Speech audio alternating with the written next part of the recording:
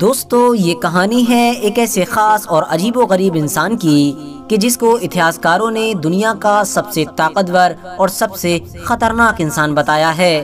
اتنا طاقتور انسان کہ جو اکیلے ہزاروں لوگوں کو قتل کر دیا کرتا تھا۔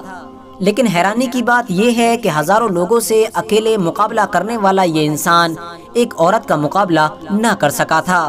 اور ایک معمولی عورت نے اس کو ہمیشہ کے لیے ختم کر دیا تھا۔ آپ کو بتاتے چلیں کہ اس انسان کا ذکر نہ صرف یہودیوں کی دھارمک کتاب یعنی تالمود میں موجود ہے، بلکہ ساتھ ہی ساتھ عیسائیوں کی کتاب یعنی بائبل میں بھی موجود ہے۔ اس کے علاوہ مسلم اتہاسکاروں نے بھی اس انسان کی اسٹوری کو اپنی کتابوں میں جگہ دی ہے۔ ساتھ ہی ساتھ ابھی تک اس انسان کی اسٹوری پر ہماری اس دنیا میں بہت ساری موویز بھی بنائی جا چکی ہیں۔ لیکن اب سوال یہ ہے کہ آخر دنیا کا یہ سب سے طاقتور انسان تھا کون، اور اس کے پاس وہ کون سی طاقت تھی کہ جس کی مدد سے یہ اکیلے ہزاروں لوگوں کا نہ صرف مقابلہ کیا کرتا تھا بلکہ ان کو ہمیشہ کے لیے ختم بھی کر دیا کرتا تھا۔ تو دوستو، اس طرح کی تمام چیزیں جاننے کے لیے آج کی ہماری اس ویڈیو میں بنے رہیے۔ ساتھ ہی ساتھ ہم آپ کو یہ بھی بتائیں گے کہ آخر اس کی طاقت کا وہ کون سا راز تھا کہ جس کو جاننے کے فوراً بعد ایک معمولی سی عورت نے اس کو ہمیشہ کے لیے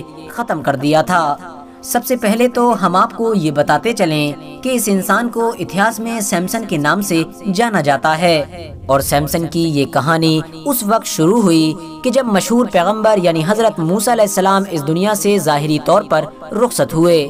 حضرت موسیٰ علیہ السلام کے اس دنیا سے چلے جانے کے بعد ان کی قوم یعنی بنی اسرائیل کچھ وقت تک تو اپنے علاقوں میں بڑے سکون کے ساتھ رہی، مگر پھر دھیرے ایک بار پھر سے بنی اسرائیل نے غلط کاموں کی طرف بڑھنا شروع کر دیا، اور دیکھتے ہی دیکھتے کچھ دنوں کے اندر ہی یہ بہت سارے بڑے گناہوں میں شامل ہو گئے، جس کی وجہ سے اب اللہ تعالیٰ نے عذاب کے طور پر ان لوگوں پر عمالقہ نام کی ایک قوم مسلط کر دی۔ عمالقہ نام کی یہ قوم بہت زیادہ طاقتور اور ظالم تھی۔ ان لوگوں نے نہ صرف بنی اسرائیل سے ان کے سارے شہروں کو چھین لیا بلکہ ان کے مردوں کو قید کر کے ان کے اوپر ظلم و ستم کرنا بھی شروع کر دیا۔ ایسے ہی برے حالات میں بنی اسرائیل کی قوم میں ایک بچے کی پیدائش ہوئی، اور اس بچے کا نام سیمسن رکھا گیا۔ کچھ اتہاسکاروں کے مطابق سیمسن کی پیدائش سے پہلے اس کی ماں نے خدا سے یہ منت مانگی تھی کہ اگر اس کے یہاں لڑکی کی پیدائش ہوئی تو وہ نہ صرف اس کو زندگی بھر شراب اور اس جیسے بڑے گناہوں سے دور رکھے گی بلکہ پوری زندگی میں کبھی بھی اس کے بال بھی نہیں کاٹے گی۔ یہی وجہ تھی کہ سیمسن کی پیدائش کے بعد کبھی بھی اس کے گھر والوں نے اس کے بالوں کو نہیں کاٹا تھا۔ سیمسن جب دھیرے بڑا ہونا شروع ہوا تو وہ اپنی قوم کے دوسرے لڑکوں کے مقابلے میں بہت طاقتور تھا،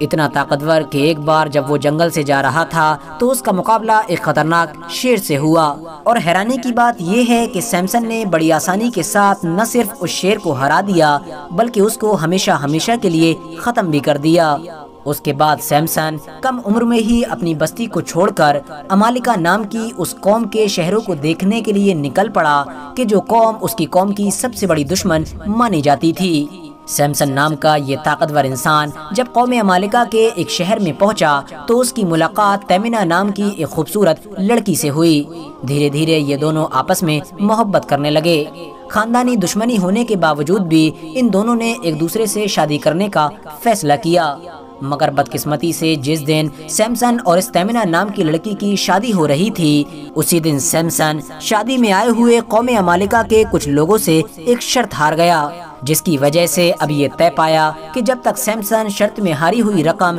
یعنی کپڑوں کے 30 تھان واپس نہیں کر دیتا تب تک اس کی یہ بیوی یہیں پر یعنی قوم عمالقہ کے ہی پاس رہے گی۔ یہ سن کر اب سیمسن بہت پریشان ہوا اور پریشانی کے عالم میں اس شہر سے واپس لوٹا۔ راستے میں اس نے دیکھا کہ 30 تاجروں کا ایک قافلہ جا رہا ہے۔ سیمسن نے ان 30 لوگوں کو قتل کر کے ان کا مال و دولت لوٹ لیا، اور اس کے بعد وہ اسی قوم عمالقہ کے شہر میں واپس آیا تاکہ اس رقم کو دے کر وہ اپنی بیوی کو واپس حاصل کر سکے۔ لیکن جب تک وہ اس شہر میں واپس آیا تب تک تیمنہ کا باپ اس کی شادی کسی دوسرے آدمی کے ساتھ کرا چکا تھا۔ یہ سن کر اب سیمسن غصے سے لال ہو گیا، اور اس نے غصے کی حالت میں ہی قوم عمالقہ کے سارے کھیتوں میں آگ لگا دی، جس کی وجہ سے اب قوم عمالقہ کے لوگوں نے اس کی بیوی اور اس کے سسر کو قتل کر دیا۔ ساتھ ہی ساتھ بنی اسرائیل سے بھی یہ مانگ کی کہ وہ جلد سے جلد سیمسن کو ہمارے حوالے کر دے، ورنہ ہم لوگ پوری بنی اسرائیل قوم پر ظلم کریں گے۔ بنی اسرائیل نے ڈر کی وجہ سے سیمسن کو قوم عمالقہ کے حوالے کر دیا، مگر سیمسن نے قوم عمالقہ کے قبضے میں آنے کی بجائے ان لوگوں پر حملہ کر دیا، اور دیکھتے ہی دیکھتے صرف ایک گدھے کی نکیلی ہڈی کی مدد سے سیمسن نے لگ بھگ 1000 لوگوں کو قتل کر دیا۔ اس حادثے نے وہاں موجود لوگوں کے ہوش اڑا دیے۔ جہاں ایک طرف اب سیمسن پوری بنی اسرائیل قوم کے لیے ایک ہیرو بن گیا تھا، تو وہیں دوسری طرف پوری قوم عمالقہ سیمسن کے نام سے تھر تھر کانپنے لگی تھی۔ یہودیوں نے سیمسن نام کے اس آدمی کو نہ صرف اپنا ہیرو مانا بلکہ اس کو اپنا قاضی بھی چن لیا۔ دوسری طرف قوم عمالقہ سیمسن کے بارے میں سوچ سوچ کر پریشان تھی اور اس بات پر غور و فکر کر رہی تھی کہ آخر سیمسن جیسے طاقتور انسان سے کس طرح سے چھٹکارا حاصل کیا جائے، کیونکہ قوم عمالقہ ابھی تک جس بنی اسرائیل قوم پر ظلم و ستم اور راج کیا کرتی تھی، اب وہی بنی اسرائیل صرف اور صرف سیمسن کے بلبوتے پر قوم عمالقہ پر راج کرنے کے خواب دیکھنے لگی تھی۔ یہی وجہ تھی کہ اب قوم عمالقہ کے بڑے بڑے سرداروں نے گھبرا کر اندرونی طور پر سیمسن کے خلاف سازشیں کرنا شروع کر دی تھیں۔ جب قوم عمالقہ کے سرداروں کے سارے منصوبے ناکام ہو گئے تو آخرکار اب ان لوگوں نے ایک نیا پلان بنایا اور اپنی قوم کی ایک خوبصورت لڑکی کہ جس کا نام دلائلہ تھا، اس کو یہ ذمہ داری دی کہ وہ کسی بھی طرح سے سیمسن کی طاقت کا راز معلوم کرے، اور ایسا کرنے کی صورت میں اس کو 1100 چاندی کے سکے دینے کا وعدہ کیا گیا۔